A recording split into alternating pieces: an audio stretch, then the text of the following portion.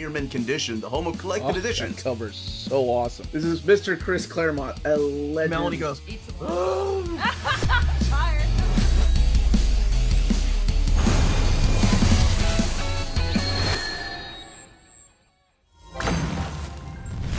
Happy Monday, all you minties. Uncanny Omar here from Near Mint Condition, the home of collected editions. And today, join me for my advanced look at the Amazing Spider-Man Omnibus Volume 6 from Marvel Comics. So let's go ahead and get started.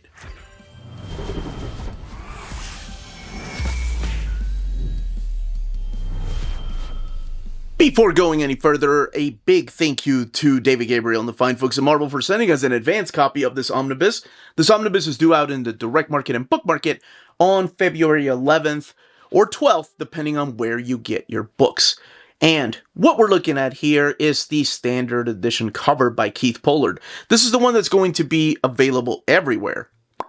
On the left-hand side is your direct market cover, also supplied by Keith Pollard, who was the big series artist during this time after Ross Andru left. And that one is only available at places like cheapgraphicnovels.com, waltzcomicshop.com, bdcosmos.com, readcomics.com, comicsbugle.com, dyingbreedcollectors.com, Organic Price Books, Tales of Wonder, In-Stock Trades, DCBS, and of course, your local comic book store. But since everything else is the same underneath the dust jacket, let's bring it back to this. So again, this is the cover by Keith Pollard, and I'm a big fan of this dynamic scene that's going on here, just following Spider-Man as he's jumping around. Marv Wolfman, Ross Andru, and Keith Pollard taking the top billing. The Amazing Spider-Man Volume 6, Wolfman, Andru, and Pollard, and then of course that image of Spidey, and Volume 6, and then the back of the book right here with the issues that are collected in here. The Marvel logo, rated T, the ISBN, book retails for $100, and what it collects. Now, this is a big deal.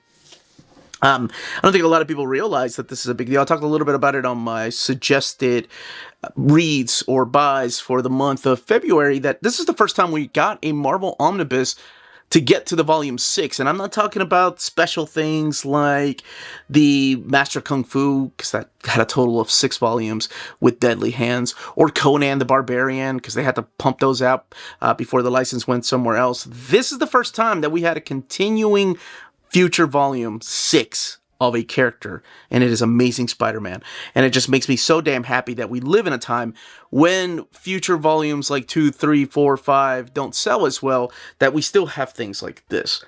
So that's freaking awesome. Now, before I take the dust jacket off, let's go ahead and place it on the shelf. Of course, it goes right after Volume 5, and the next book up is Roger Stern. Now, when we get a Volume 7, will it double dip? Yes. When we get a Volume 8, will it double dip? Absolutely it will. But it won't contain those Spectacular Spider-Man issues that are in the Roger Stern Omnibus. That will be in the Spectacular Spider-Man Omnibus Volume 2 whenever that comes out. Now, let's look at this under the dust jacket. You have the Amazing Spider-Man logo right there. And then you have the Black Cat crosses Marv Wolfman's path. I love that they use the Black Cat throughout this a lot, like in the introduction, the creators Marv Wolfman, Ross Andru, and Keith Pollard right here. But she doesn't feature in any of the covers. And again, the spine right here, and then the Spidey logo. Now, this, I think, is the first time that this is going to happen, where we have this omnibus collecting the same, or at least similar material to the Epic Collection, which also comes out later this month. I think this is missing about 7 or 8 issues that this collects here. But I think this is the first time it's happened that both the releases of an Epic and Omnibus edition of the same material are collected in the same month. Alright, we are going to crack this omnibus open. We're going to talk about the stories found in here, look at this artwork, and then of course look at the extras that are in the back matter. Alright, let's go ahead and crack this omnibus open. You have your black end sheets. The Amazing Spider-Man Omnibus Volume 6 title page right here with what it collects. In the top billing, again, Marv Wolfman, Ross Andru, and Keith Pollard, the folks that did the restoration and put this book together. And then your credits. So Marv Wolfman, of course, taking the top billing, and other folks that help write other stories like What If and the annuals. You have Ross Andru and Keith Pollard coming in, taking the top billing, but other folks as well here, like John Romita Jr. and Sal Buscema. Inkers and finishers like Mike Esposito and Bob McLeod, and Al Milgram. Your letters like Annette Kawecki and John Costanza, Jim Novak, and your colorists like Glynis Ween and Petra Goldberg and Janice Chan, just to name a few. And we kick it off with an introduction here about how Marv Wolfman hated Spider-Man. And it's an awesome introduction because he talks about how he loved amazing adult fantasy. He loved those kind of sci-fi stories. And then for some reason, this kid shows up in Amazing Fantasy, this wimpy kid, number 15, and then the series gets canceled. And he was like, well, I collected all superhero comics. I guess I'll just continue getting that Amazing Spider-Man book in his own comic. And sure enough, he did, and fell in love with the character within like 2 issues. It's an awesome introduction. So collected in here is Amazing Spider-Man 181 to 205, as well as annual number 13, Spectacular Spider-Man, annual number 1, What If, issues number 1, 7, and number 19, and then material from What If, number 8, and Amazing Spider-Man, annual number 12. The book has 792 pages and retails for $100. Bill Mantlo doing this amazing issue. That kind of is a great introduction to the world of Spider-Man and Peter Parker, who he is. And it is a recap as he goes and visits Uncle Ben's grave and remembering the gift of the microscope that Uncle Ben gave him. There's actually a little bit more to do with that microscope, but that doesn't come until later. But here is the recap as to, how he let the burglar get away, how he feels responsible for Uncle Ben's death, and he can't repay him, all these fights that he's been on, all these things that he's done as Spider-Man, and he couldn't save his uncle, the loves that he's lost, these new villains, these team up with superheroes. So what he does is he returns the microscope back to Uncle Ben, says, this is my way of repaying you. You had to die so the world could have Spider-Man, and I wouldn't have done it that way, but that is the way that it was done. And then along comes this guy who's down on his luck looking for a gift for his son, and he's just out on a stroll in the middle of the night and finds his microscope at a graveyard and takes it to his son. And so it goes. Oh, love that issue. And then we get Marv Wolfman's run after this annual right here. So yes, annual number 12 is just reprinting issues 119 and 120, and they do have a new page right here.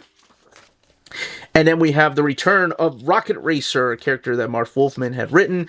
This time around, his mother is in the same hospital that Aunt May is in, because Aunt May during this time is really sick. Yes, I know. She gets sick a lot. And yes, she is dying. It's not good. And Peter Parker's still trying to be Spider-Man, trying to do the right thing. This leads into the next big villain that is introduced through here, Jackson Wheely, who becomes Big Wheel. That's right. Marv Wolfman wasn't used to writing Spider-Man. As a matter of fact, in the introduction, he talks about how he didn't want to write the character, but the editor at the time was like, no, you got to do it. So he was like, fine, I'll do it. And he was hesitant. He was hesitant to use old villains. Something big is happening through Peter Parker's life, too. He is graduating college. He has a returning supporting cast member here. This is the character of Betty, who had been gone for a long time. And he wanted to take the level of relationship with MJ a bit further. You can find out for yourself what she does during these pages, that we are introduced to a new villain named the White Dragon. Again, Ross Andru wrapping up his run. I believe this is his final issue right here. Before we get Keith Pollard coming in. And what I liked about Marv Wolfman's run is that, this is Keith Pollard's first issue. We see another side of Spider-Man. We see a more of the human side of Spidey. Like, he has been in and out with all these battles going on that there's hardly any time for him to relax. We start seeing the relationship between him and his supporting cast build a little bit more, especially Betty, now that she's back. And then we see, like, the meltdown of J. Jonah, like, how he truly hates Spider-Man. And something happens in these pages that makes him truly, truly hate, I love this cover, by the way, truly hate Spider-Man. This is one of the few times that they mention Godzilla outside of the comics, where S.H.I.E.L.D. is coming in and they're like, we gotta have a cover-up for this.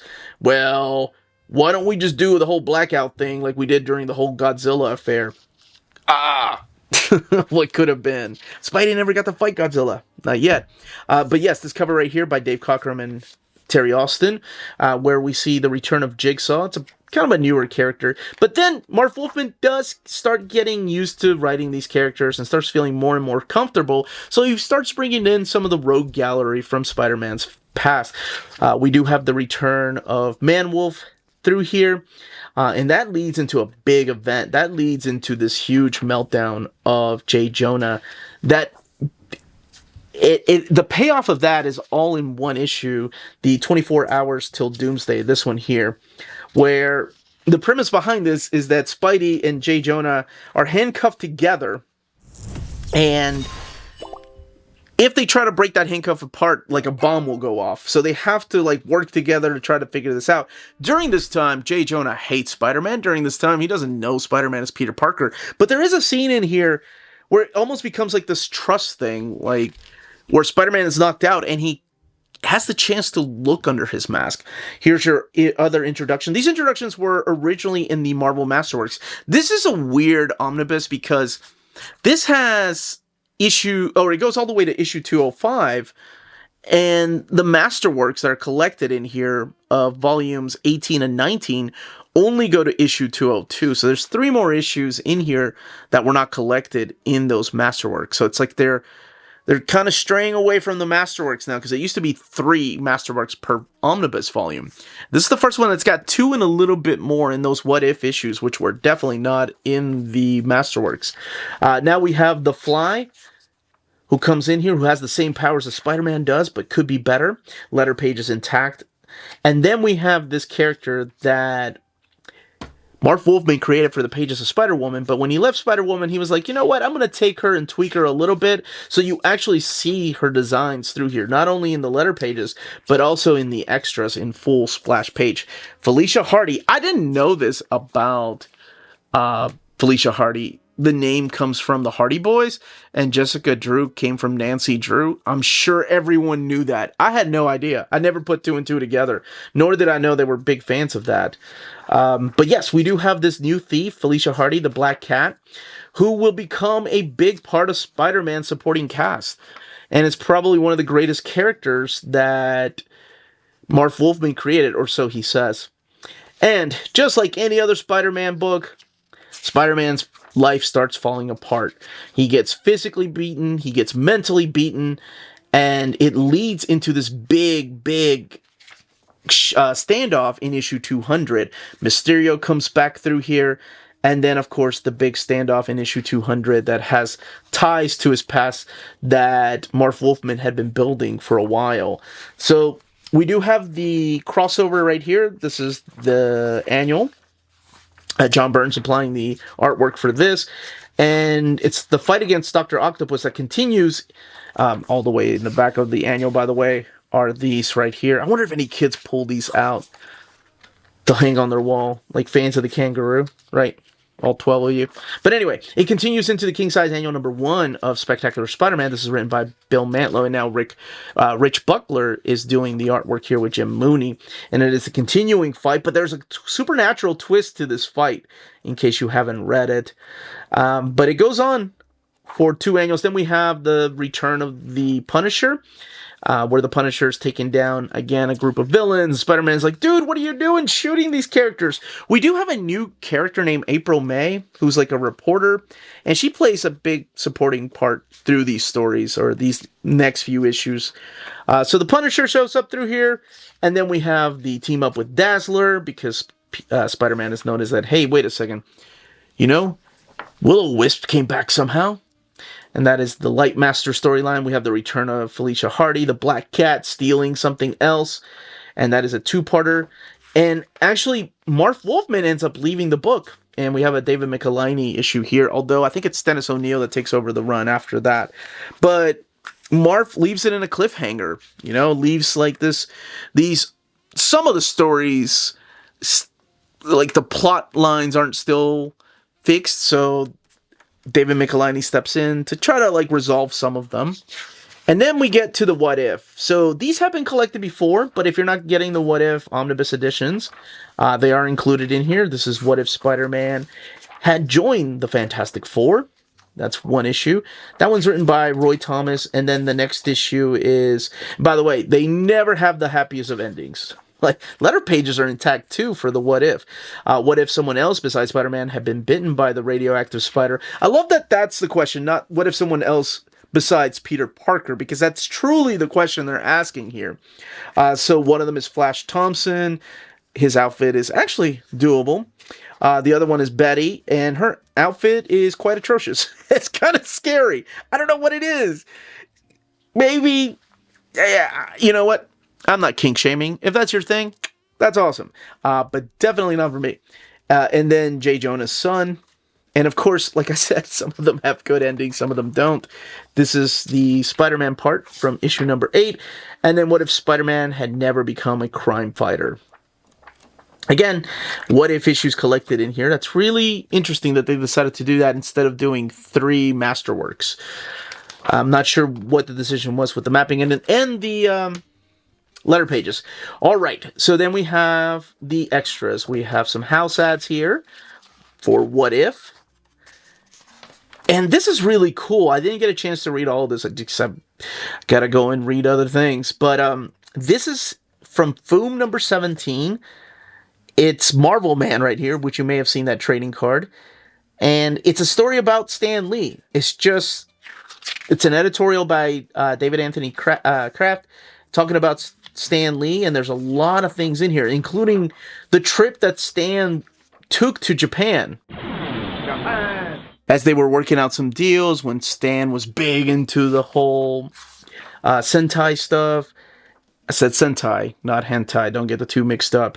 Like the Power Rangers. Because, yeah, one time, and then, of course, they made that whole deal where Spider-Man was over there for a live-action show. And then we have the Marvel calendar stuff in here, just featuring Spider-Man. And more of the calendar, the Mighty Marvel Media special right here, talking about... This is the one I was talking about. Where he heads over there. Special Foom feature. So there's a lot of those articles in here. And then original art right here. And as I mentioned, yes, full splash pages of the original cover that never came to be for Spider-Woman. And then the original cover for the Amazing Spider-Man 194, but what it was revised to. And more original internal artwork. And then the Marvel Tales.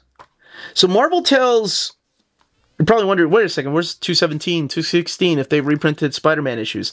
They did, but sometimes they would jump around. And then sometimes they would collect Spectacular Spider-Man issues. That's why you go from 219 to 230. Because I think the ones after this is how I read a lot of Spider-Man, by the way, before collected editions. And X-Men with Classic X-Men. But they would jump around. They would go to Spectacular Spider-Man, so you weren't getting just Amazing Spider-Man. And then your... end sheets. So let's look at the build. 792 pages. And this is printed at the iMac printer. And that's a pretty big eye for an iMac printer. So let's look at the way it lays over. As a matter of fact, we did see one of the spread pages. But let's talk about the book itself, like the thickness of the paper stock. It seems thicker than what the iMac printers have printed in the past. But this, for example, is what your spread page looks like. So towards the beginning, you do get a little bit of gutter loss. So if you hold it down like this, so even holding it down, you still don't see all of Crusher Hogan's foot right there, just as an example. But the more you go into the book, the less gutter loss you have. As a matter of fact, you can actually see the sewn binding there in this double page spread. And we talked a little bit about the bleed through, which is right here. And that's something very common, though, with the iMac printer. But I don't know, it feels a little bit thicker than the paper stock they've used in the past. But what I want to do is compare it to the Epic Collection. Epic Collection looking a little bit brighter over here. It's a little darker on the colors. And here we go. Of course, the art bigger than this. This is standard size, so you have an idea. And you still have a little bit of bleed through happening, of course. But just in case, let's go look over here. So you can see just how the art looks. Just a little bit lighter than over here, than the colors they're using. But then again, this is using a glossy paper stock, whereas this is using that paper stock they've used for the epics in the past. I think it's like matte paper, satin paper stock that they're using. But that's it. That, as they say, is that. If you're interested in purchasing this omnibus, don't forget to check out our sponsors. BD Cosmos, the Canadian leader in graphic novels. They have a physical storefront in Montreal, Quebec, and their website, bdcosmos.com, offers 25% off your order of over $99 or more, and free shipping everywhere in Canada for every order of $250 or more. Their shipping care is exceptional. Your books will stay cozy through the rough Canadian weather and arrive to you in near mint condition. After checkout, let them know Near Mint Condition sent you their way, and you'll be added to the monthly $25 gift card raffle. Entries are valid for new and returning customers. Don't be afraid to call or email them. Ask them questions. Their staff is always happy to help guide you towards the right purchase. Visit their website, bdcosmos.com, for more. BD Cosmos, with rewards and raffles taking care of customers in Canada. Eh?